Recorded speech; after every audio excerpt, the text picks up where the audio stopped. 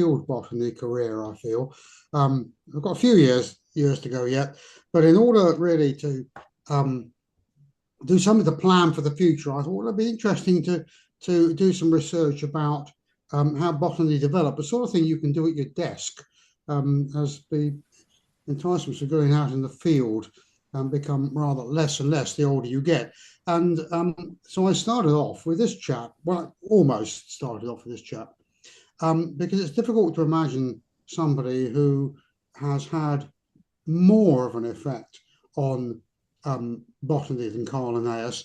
Of course, he stood on the shoulders of other giants, as we shall see, but nonetheless, he's a man who it's impossible to do botany without hearing about, at least, and I hope you'll be interested to learn a bit more about him. But we're going to have to go back quite a long way before Carl Linnaeus, an 18th century botanist. We're going to go right back to the 1st century AD. There we go. And this is a chap called Dioscorides. Well, he didn't actually look like that, and that's how somebody in the 16th century thought he might have looked. He was a Greek physician and pharmacologist, and he is really the person who, if you were a botanist until about 1600 or so, you would have read. He wrote an amazing book called Materia Medica, and this described the properties of plants in the area which he lived. He came from Asia Minor, so sort of Turkey, somewhere like that perhaps, and he was probably a soldier, we're not really sure, and a physician. And so he would have used his medical skills, such as they would have been, to treat soldiers, probably. And what is amazing is that he wrote, oh, have you lost the screen? It's back. He wrote this book in sometime between 40 AD and 90 AD, which are around about his date, so probably fairly late in life, let's say 70 AD. And it was the standard work on botany for about 1,500 years. Because, of course, our medieval friends considered that the Greeks had discovered everything. And so if you went to university to study medicine in, say, 1500, you would have had to learn all about Dioscorides' pharmacology, because that was the truth. There was no questioning. And his book was translated and reused again and again. Here's an early Greek version, and you can see it's been annotated by somebody in Arabic on the top right-hand side. Here's another one. This is another page out of even later one. This is about 600 AD, something like that. And this is the page referring to mandrakes. And you all have heard of the mandrake plant and its mythical properties, rather fanciful drawings. Widely translated into numerous other languages, never into English, I hasten to add, but copiously used in Arabic.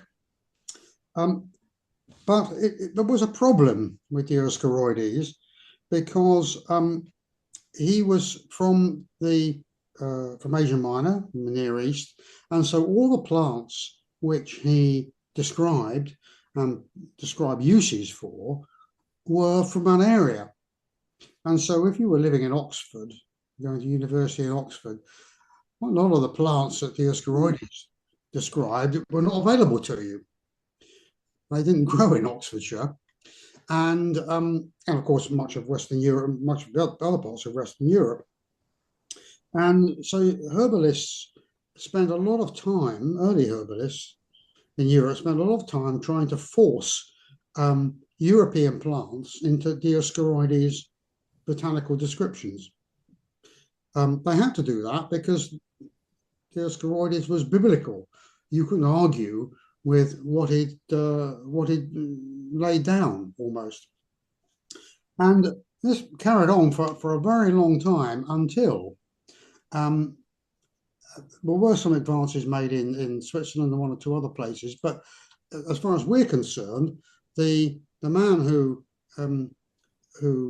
decided that something had to be done was William Turner. He was a priest. He lived in Morpeth, which is only about 10 minutes drive from where I'm speaking to you now. He was born in the early first 10 years, 1508, first 10 years of the 16th century, died in 1568. And he was, I say he was a divine. He spent a lot of his time abroad, having fallen out with the English church authorities, which was quite common in those days, of course, if you were the wrong make, as it were, and he was. And he spent a lot of time abroad in Belgium and Germany. But he wrote the first flora, well, first herbal, and really you might think it was a flora, in English. The first, much of it was published abroad because he had trouble in England. And it's a most amazing book. It was widely, quite lavishly illustrated, not by Turner. He pinched the illustrations from a German herbal by a man called Leonhard Fuchs, who was extremely angry about it, I have to say. But making the plates, or the woodcuts as they were, in fact, for the descriptions was very, very expensive. And they got used again and again and again by various authors. And the publisher of William Turner's herbal borrowed them from somebody and used them for Turner's work. So here's the page talking about cucumbers. And another one here we have, various other plants, this widely illustrated, but it was in English. And of course, it was very important because if you were a physician or an apothecary, come to that, modern be a chemist, you didn't go around collecting the herbs that you were going to use as medicine. You employed somebody to do it for you. Sorry. And this was called simpling. And so it was very handy for an apothecary or a physician to have available a book to see if the herbs that you've been supplied by some elderly lady who had gone around and collected them, or elderly chap, were actually the right thing, and that you weren't going to accidentally poison your patient. And so these illustrated herbals were of vital importance, really, to physicians in the 16th and 17th. You hear it now. And this is a really good example. Okay, and so I said that Linnaeus stood on the shoulders of giants, and this is perhaps the British giant of botany, John Ray. He was a Cambridge Don, another divine, as you can see, another man who fell out with the church and had to be resigned from university before he was forced out because he wouldn't kowtow to the relevant authorities. And he was the most amazing scientist, and he really put botany on a scientific footing as opposed to Turner's herbalist footing. And he began the process of actually going out in the field, cataloguing plants in a scientific way. And he wrote a catalogue of English plants. This is 1677. By which time, as I say, he'd fallen out with the university. He'd gone back to his home, little village called Black Notley in Essex. And he'd started a little bit earlier with a catalogue, when he was still at university, a catalogue of the plants around Cambridge, and eventually wrote this, which was intended to be a catalogue of all the plants in England. So that's a pretty stupendous thing to do.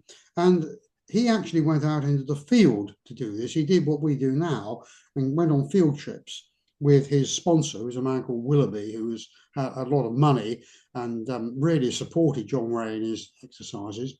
He discovered this plant. This is Scottish asphodel. Discovered it about 40 minutes north of, again, where I'm speaking to you now, on the borders of England and Scotland. And he was around in the country, going around on horseback, finding plants and describing them for his catalogue. Now, although he was good at describing things, of course, he had a problem with the names, because the name he used for Scottish asphodel was asphodel, palustris, lives in bogs, Scoticus in Scotland, and minimus, rather small. So it's the small Scottish asphodel that lives in bogs. And this is very typical of the way in which botanists had to describe plants at the time. And so we're talking here at the middle towards the late 17th century. And he was forced to use this system because there was no other. And so all these descriptions are written as effective sentences describing the plant. But his real contribution to botany was that he came up with the idea of imposing some sort of order. Now, what Turner had done, and his forebears, was simply to describe the plants. Ray wanted to impose some scientific rigor, and he split plants up according, very, very rough and ready, according to their morphology. So you can see he had trees, shrubs, subshrubs, and herbs. Rather difficult sometimes to tell how to fit any particular plant into these, but he delved down and he split these and resplit them into groups and subgroups and so forth, based on all sorts of characters. So, for example, as part of his ordering of the system, he looked at seeds, which you might think was a very sensible thing to do, knowing what we know now. And so he split apples, for example, which have a very large fruiting body with small seeds in the middle, and he was able to split those from plums, which have a different seed structure, so it shows that how smart he was. He was really looking very carefully at the morphology of the plants and using that to try and impose some sort of order on what those who had gone before him had written. But as I said, he had a problem in the naming of the names, as it were. And so this is the daisy, obviously, and he called it Bellis, the beautiful thing, minor, small, sylvestris, lives in woods, and simplex, just with one stem, a simple stem. So it's the pretty little thing with one stem that lives in a wood, which was the only way he could describe the plant he was seeing. And of course, you must remember that he was writing in Latin. He was a Cambridge Don, he was an academic, and Latin was the, if I dare use the phrase, lingua franca of science at the time. So everything he wrote was in Latin because it wasn't intended for use as a herbal. That was not what John Ray was about. He was a scientist. Look at another one. This is Greater Stitchwort, which I'm sure you will recognise. Auricula. Auricula miris. Auricula miris is mouse ear. Miris mouse, auricula ear. Beautiful pulchro, the beautiful mouse ear with flora alba with white flowers. So this is the beautiful white flowered mouse ear. Very apt description, but a bit of a mouthful, really. If you're trying to consign that to your notebook, well, tricky. And sometimes, and it got worse and worse because he was splitting plants, trying to impose some order on them, he needed more and more words to describe the plants which he was dealing with. And here's quite a good example, really gobful, this one. Vicae sive cracae minime species cul suliquis glabris Now, I'm sure all the Latin scholars amongst you will immediately know that this is Viciae, which means vetch, or Cracae, which also means vetch. So it's the vetch or vetch. We still use cracker for vetch if you speak Italian. Cracker is the Italian for vetch.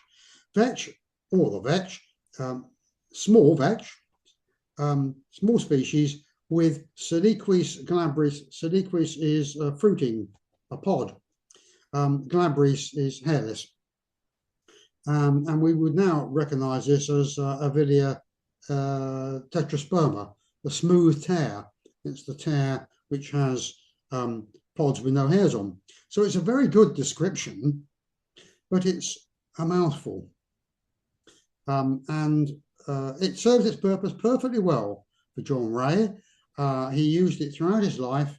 And although he really was the first scientist to try and impose some sensible order onto plants, what he didn't do was to go that step further and try and impose some order onto the names. And this is, of course, where our friend Linnaeus comes in, because Linnaeus was able to build on the work of John Ray had done, which he undoubtedly knew all about. He would have read it, because Ray was a very, very well-known scientist, botanist at the time. Linnaeus was able to build on Ray's work.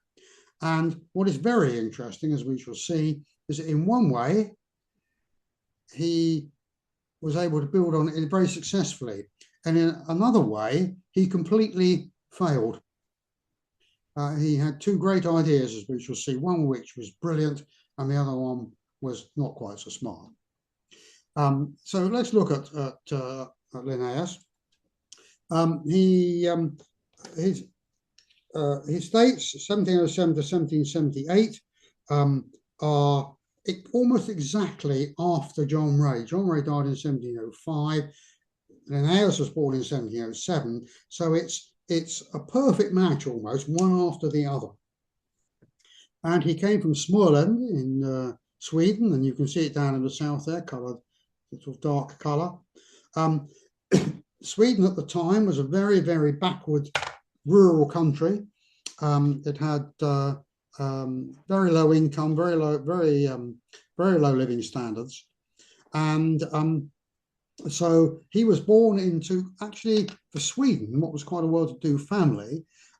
This is the house which he was born in Småland, a place called Rashult, and his father was Niels, a forbidding-looking character. Was a priest. He was a curate when Linnaeus was born, but eventually went further up the tree and had to move away from Rashult for that purpose. And he was an amateur botanist, as well as being a clergyman. And so it's must be certain that Linnaeus picked up his initial botany and his interest in botany from his father. And further than that, his father had, of course, been to university to go get a degree if he were going to be a priest, and in those days at any rate. And his father went to university at Lund, and so did Linnaeus initially. And this is a statue of the young Linnaeus in the grounds of Lund University. It's lovely, lovely grounds. And you see a young chap, and he's standing underneath a linden tree. And that's particularly apposite because we refer to him as Carl Linnaeus.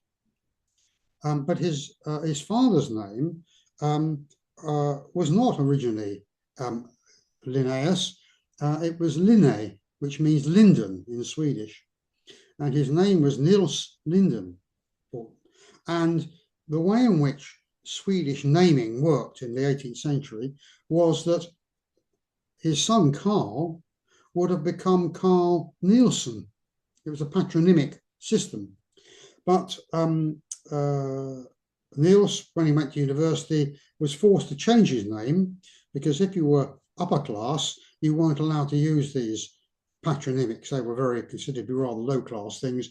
And so he had to change his name, and he Latinized Linden, to Linnaeus, also Linden. So that's why we call him Carl Linnaeus. His original name was Linnae, but he Latinized it to Carolus Linnaeus, which is what we know him as.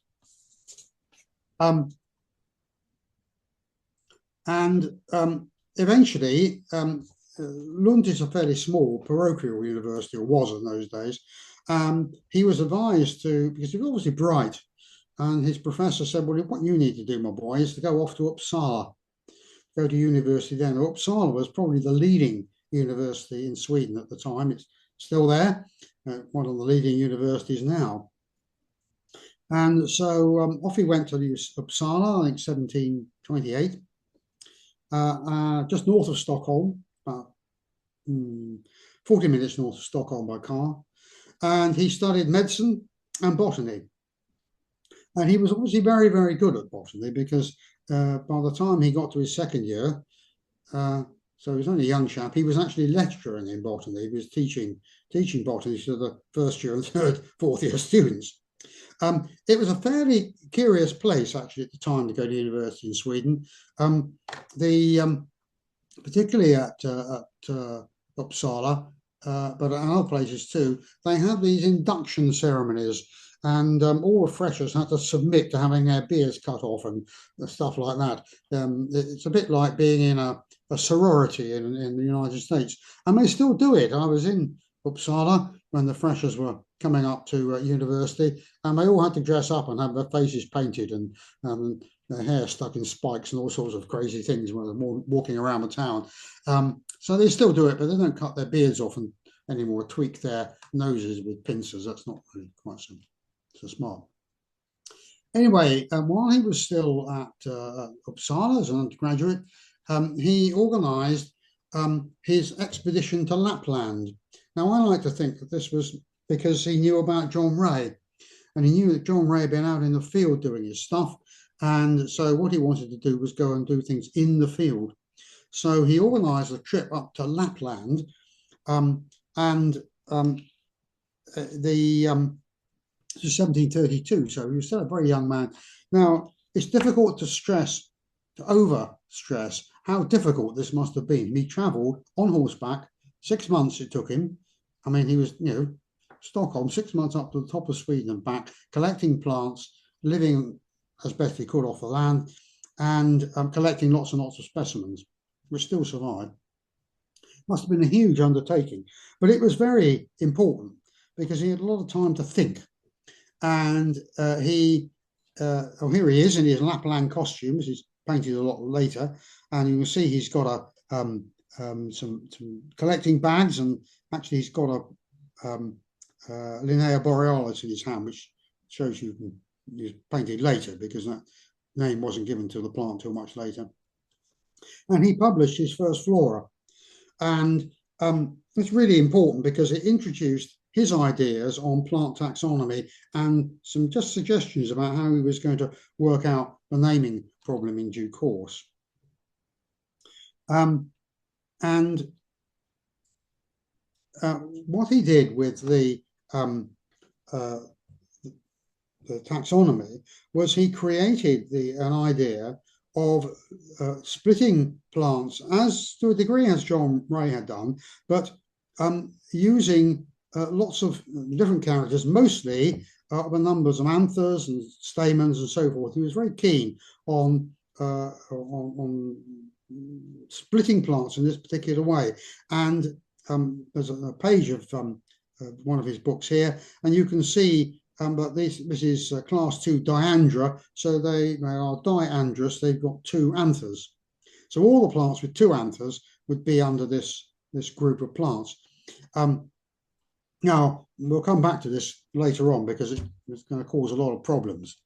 And so his 2 major achievements, which he started off really in his Lapland flora and then developed later on, were the classification of plants based on sexual organs and the binomial naming of plants by splitting them into species and then the genera which were grouped into species, all closely related.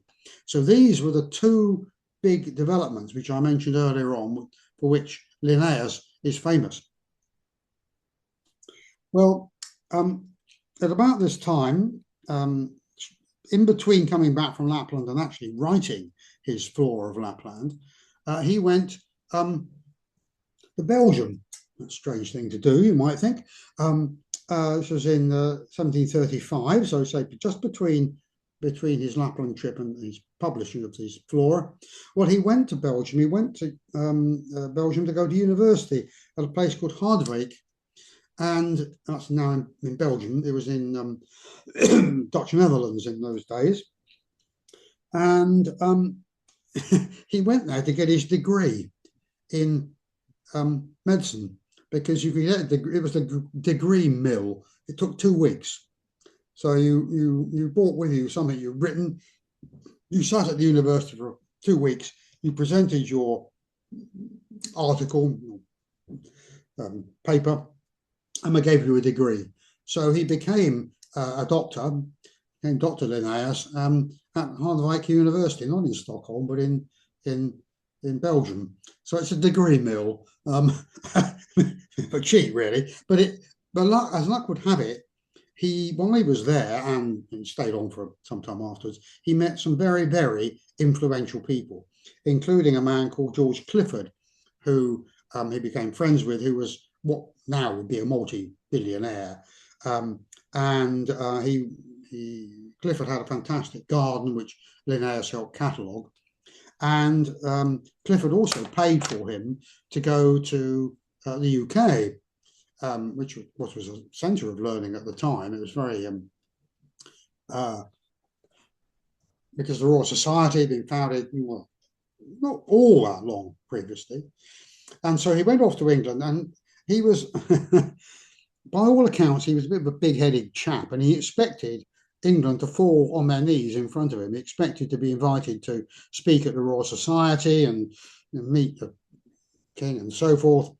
Well, not a bit of it, because he didn't speak English. He spoke Latin, of course, that was okay. He didn't speak English, and the English scientific society was very snobbish at the time and really didn't want to have anything to do with some rather grubby little Swede at all. However, to give him his due, he pressed on, and he met the chap on the right, who was Hans Sloane, who you all know, his collections are in the British Museum, who was a very expert botanist. Clifford is in the middle, and on the left is Jacob Dellenius. Jacob Dellenius was the first professor of botany at Oxford University. It is now the Delainian Professorship, named after him.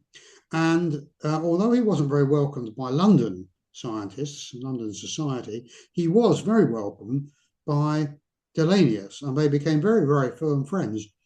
And Dellenius, in fact, tried to persuade Linnaeus to stay on in the UK at the university. It's interesting to think what botany would be like if Linnaeus had stayed in England and was really an English botanist rather than a Swedish botanist, but that didn't happen. But they remained firm friends. And although Dellenius was not entirely sure about all of Linnaeus's ideas, he nonetheless propounded quite a few of them. And as I say, they remained firm friends up until their respective deaths, well, Linnaeus's death.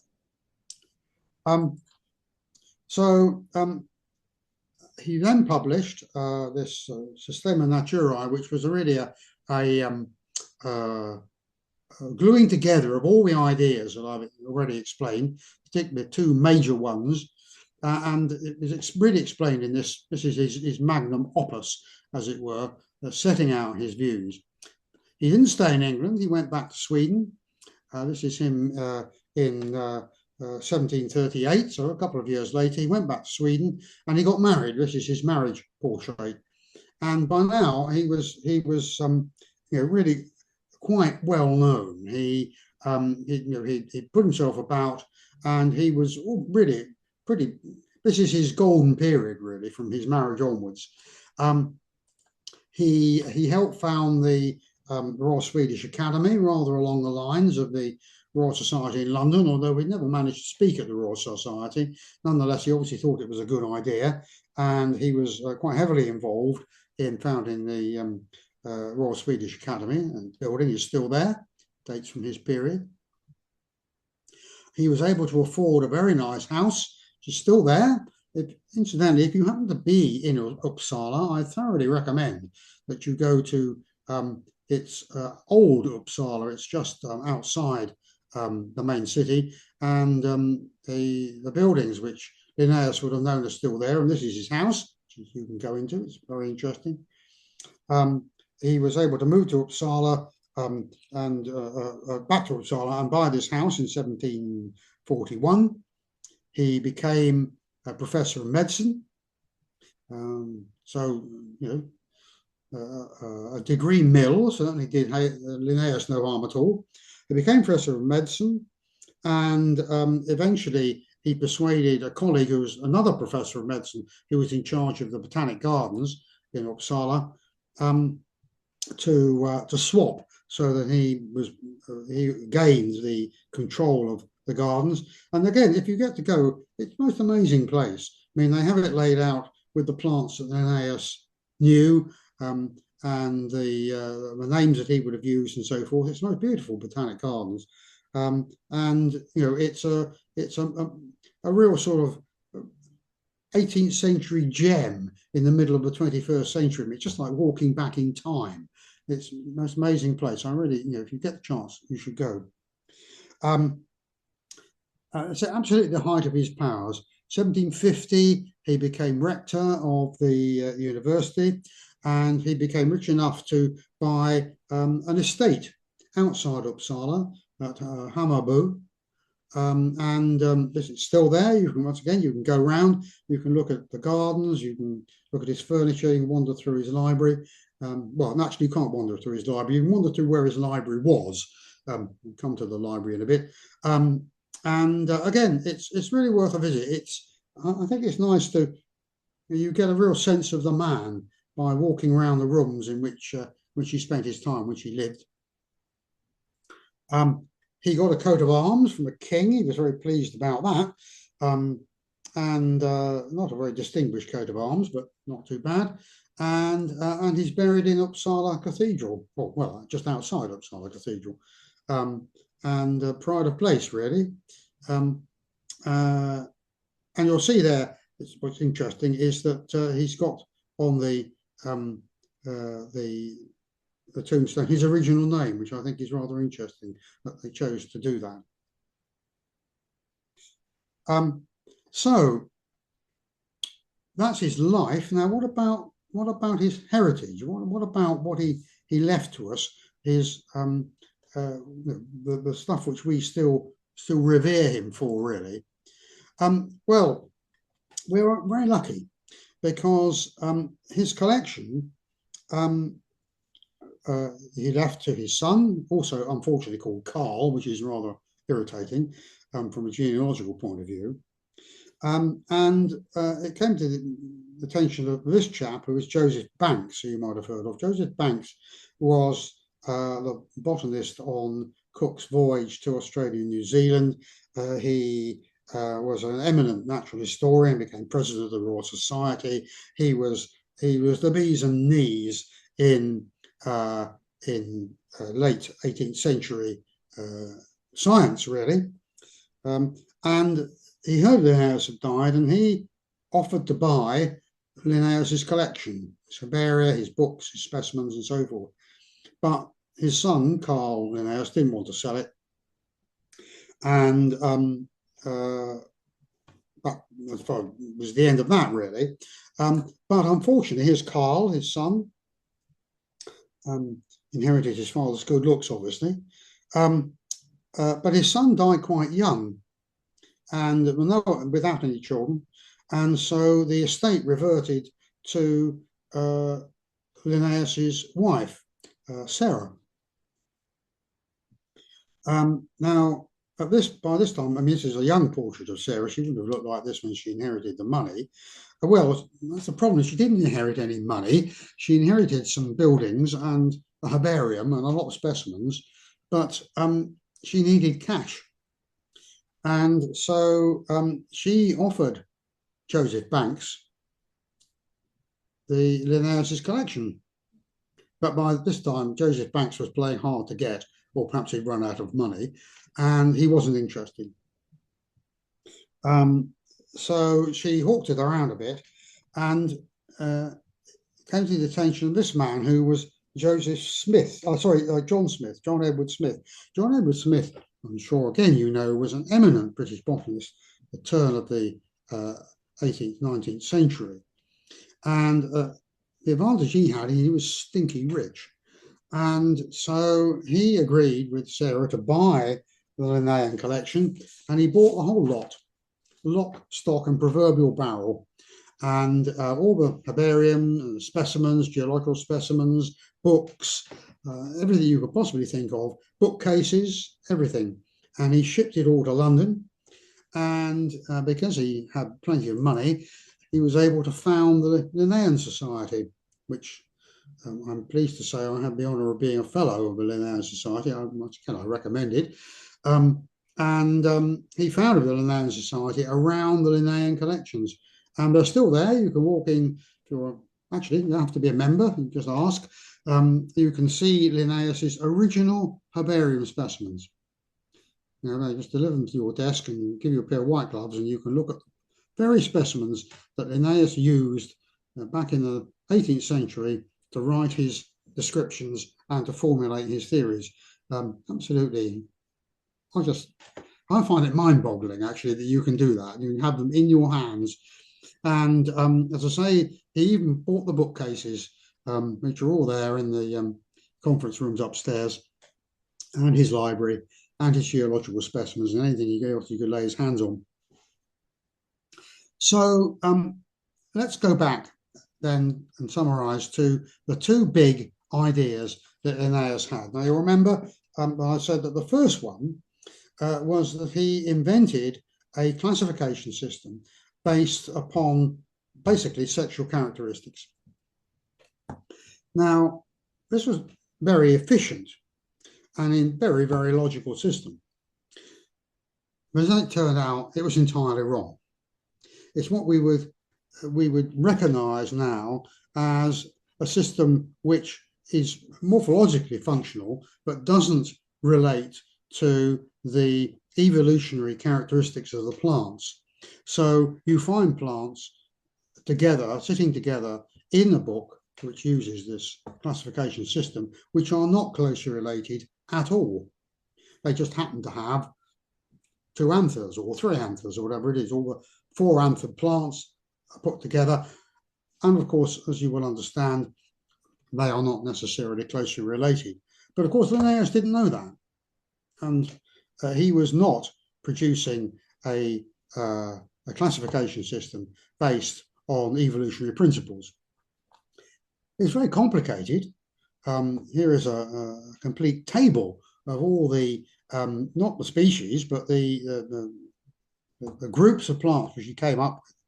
And he did it for fishes as well, and all sorts of other stuff, as you can see, animals and all sorts of other things over here. Now, this system was used in the UK, worldwide, for a very long time, but towards the middle of the 19th century, it was quite obvious that it actually didn't reflect modern thinking. And what's very interesting for me is one of the first people who published a flora which was not based on Linnaeus's classification system was this man. This is George Johnson, and the flora is Botany, the eastern borders, and that's almost where I'm living. He went down as far as Holy Island, which is about half an hour's drive from north of where I am. And so I use his flora. I've got a copy on my shelves. I use it quite regularly. But he didn't use Linnaeus's system. He used what he called a natural system. And that tries to relate plants together which are closely related. So closely related plants are closer together in the book than they are for non-related plants. And that's the system, of course, that we still use today.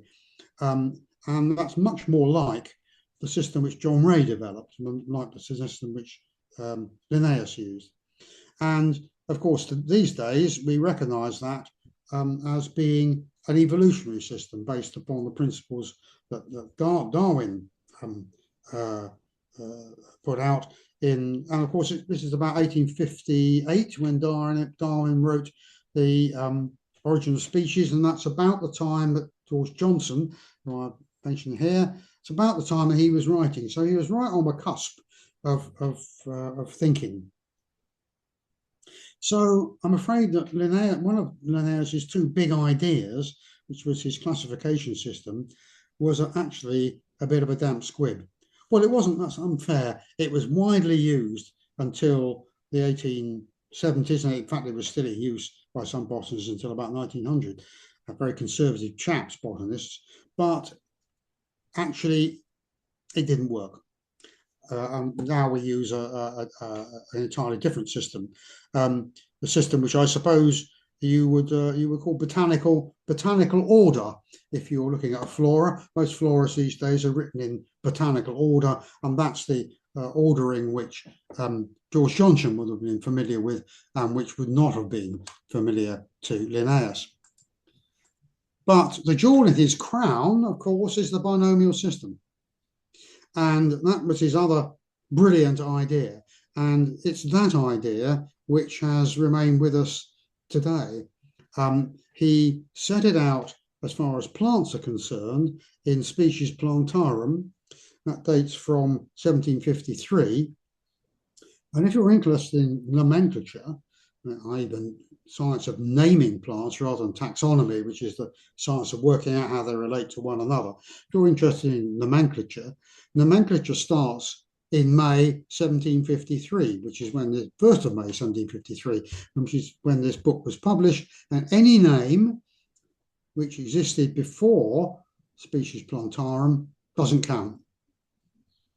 All names that we use, everyone, has been published after that date. So it's either in Species Plantarum or after that, because that's the chopper.